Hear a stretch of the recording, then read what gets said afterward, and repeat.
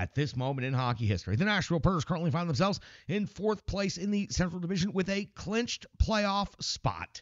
They have skated in 79 games on the season. They have a record of 49, 29, and 5, 95 points.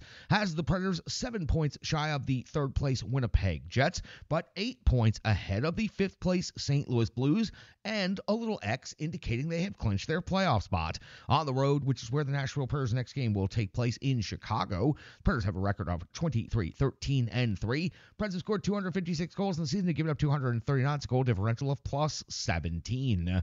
Updating you on the entirety of the Central Division standings and the wild card, the Dallas Stars are taking control in the final games of the season of the Central Division. After 79 games skated, they have 109 points. They are 5 points clear of the 2nd place Colorado Avalanche, also skated in 79 games. So 3 games remain and a 5-point lead for the Dallas Stars.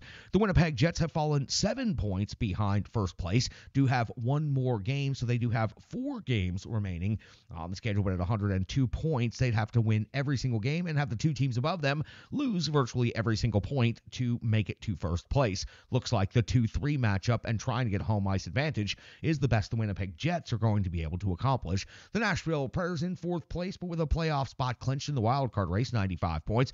The St. Louis Blues, the only team that does not have an X or an E next to them in the Central Division, so they are all alone here at the end of the season. 87 points, has them 8 points behind the Nashville Predators. The Minnesota Wild are in 6th place with 83 points. The Arizona Coyotes have 71 points, and the Preds' next opponent, the Blackhawks, have 51 points.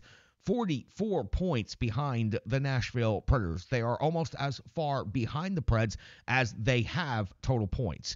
The Chicago Blackhawks have 51 points on the season. They find themselves 44 points behind the Nashville Predators for a wild card spot. In the wild card race, Preds hold wild card 1, and this is going to be important. Vegas holds wild card 2 with 92 points, 3 points behind Nashville. The only other team not eliminated is the St. Louis Blues, 5 points currently behind Vegas for that final playoff spot, but Vegas is also 1 point behind LA, so LA could also be factored into this wild card race at this moment in time. If we were going by the old conference rankings, the Predators would actually be the number 6 seed overall and be heading for a playoff matchup seemingly against the Colorado Avalanche, but the Nashville Predators currently hold the wild card 1 spot, which would get them the best of 7 first round against the number 2 division winner, which would currently be the Vancouver Canucks Pacific Division. Now, let's get into what is to come moving forward. Now that we're done with the standings updates, the Predators will have 2 games remaining on the schedule after this game in Chicago.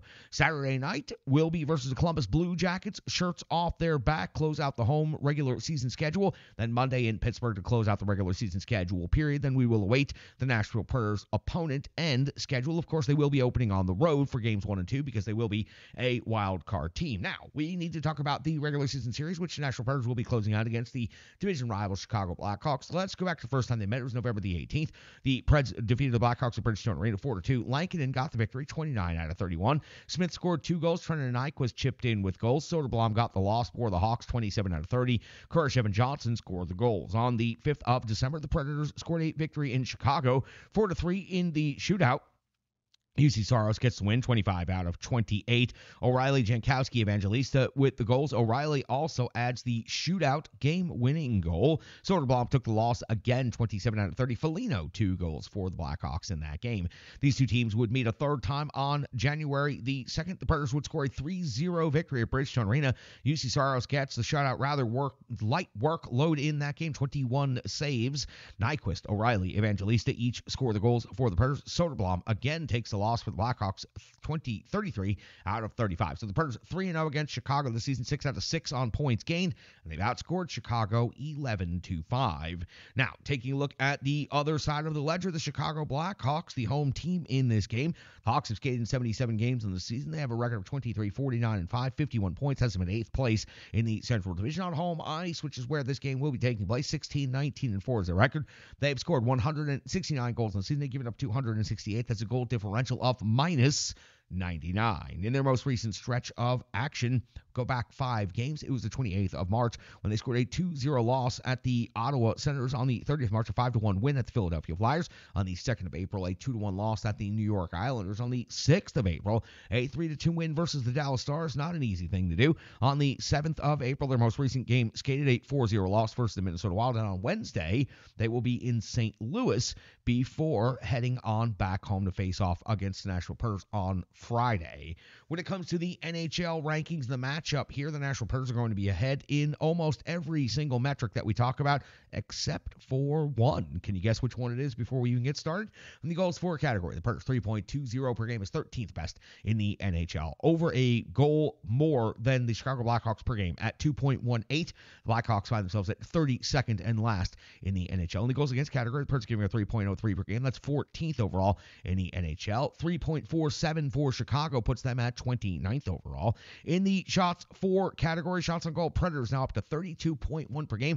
That is 8th overall in the NHL, and they have been putting up incredible amounts of shot volume in their recent stretch of games. The Blackhawks at 26.7 shots per game are 30th overall in the league. The Preds are giving up 30.5 shots against per game. That's 20th. The Chicago Blackhawks are giving up 32.6 per game. That's 27th overall in the NHL.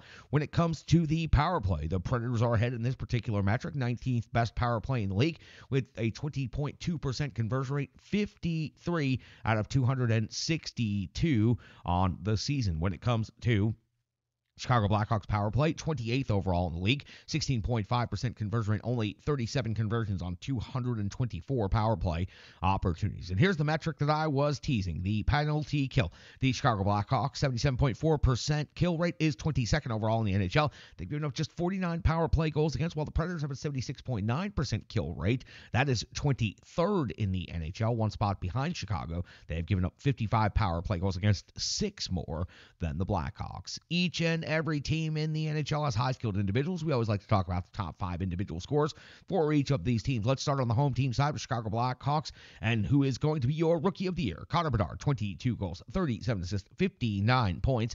Kurashev's at 16 and 35 for 51. Nick Foligno has 2 goals against the Predators this season, 17 total on the year, 20 assists at that for 37 points. Dickinson, 21 goals, 13 assists, 34 points. And Seth Jones, 8 goals and 22 assists for 30 points overall in the season. On the Nashville Predators side of the ledger, these numbers quite impressive compared to other seasons in franchise history. First time in franchise history, the Predators are going to have 4 players finish with above 60 points. Philip Forsberg, 43 goals and 46 assists for 89 points overall, paces the team. He is 7 points shy of the all-time franchise record and tied currently for the goals in a season record. The captain, Roman Josi, had 21 goals and 59 assists for 80 points on the year. Gus Nyquist, 22 and 54-72. World-class distribution service for Gus Nyquist. Ryan O'Reilly's now got 26 goals and 40 assists for 66 points. Tommy Novak, all he does is make plays for 16 goals and 25 assists. That's a total of 41 points on the season. Anticipated goaltending matchup, Kevin Lankinen will get the start for the Nashville Predators as he has in the first of back-to-backs all season long. 10-6-0 is his record, 905 save percentage, 2.82 goals against average, and 3 shutouts on the season. Might be one of his last 2 starts. Monday in Pittsburgh, I would anticipate the Nashville Predators letting Lankinen take that start, especially if playoff positioning and everything is completely sewed up by that point in time. Soderblom for the Chicago Blackhawks is 0-3 against the Nashville Predators this season with an overall record of 5-21-1 and 8.80 save percentage, 3.90 goals against average, no shutouts on the season. That's got you all set up for the Nashville Predators' first of back-to-backs in Chicago, then back home for the close of the regular season home schedule against the Columbus Blue Jackets. But first, got to go to Chicago and take care of it. An opportunity to sweep the regular season series, and those 8 points, incredibly important on this season. That's what they have been. All right, let's go back and talk about the Nashville Predators' last game where they clinched their playoff berth. It was against the Winnipeg Jets. It's called the Rebirth Sports Full Game Recap, and what an exciting recap it's about to be. Back after this on the Renegades of Puck Podcast.